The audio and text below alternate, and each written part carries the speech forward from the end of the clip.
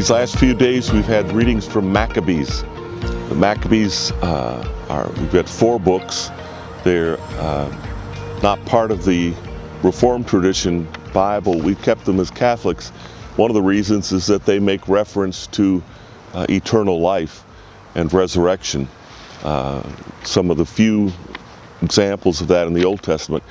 But the problem with the Maccabees is a problem that we sometimes face too, not just us, but kind of anywhere in the world, in that how do you form a union, a national identity, and yet allow people of different groups, different ideologies, different this, that, and the other, to be part of it. Now, it shouldn't be that mysterious to us, because the last time I checked, boys and girls are incredibly different, and they manage somehow, by God's grace, to form unions that can be lifelong and enriching all their lifelong, and yet the girl never becomes a boy and the boy never becomes a girl.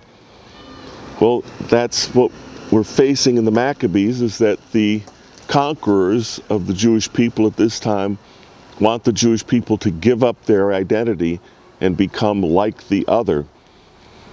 The best line in today's reading, I think, is where it says, in fact, let me quote it here.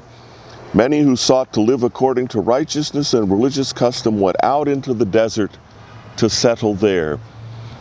We find the desert over and over again in the scriptures. What is the desert?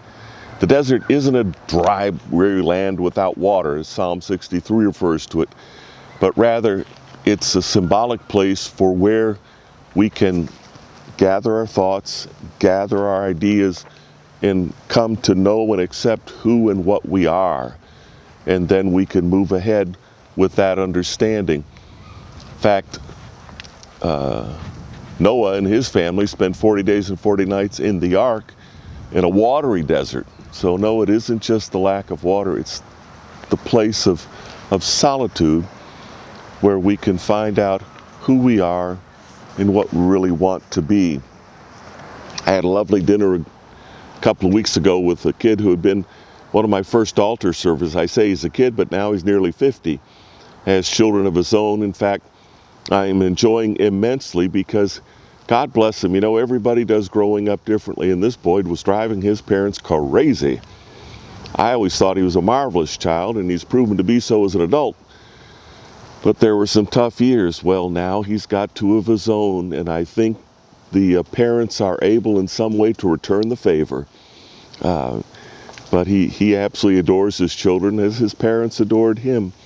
He was telling me that one of the best things that he's discovered in the last, 10, 15 years, is that if he doesn't have 30 minutes of meditation each day, that he can't go out into his own private desert, wherever that may be, that the day just kind of gets away from him because he forgets who he is and what he really is about.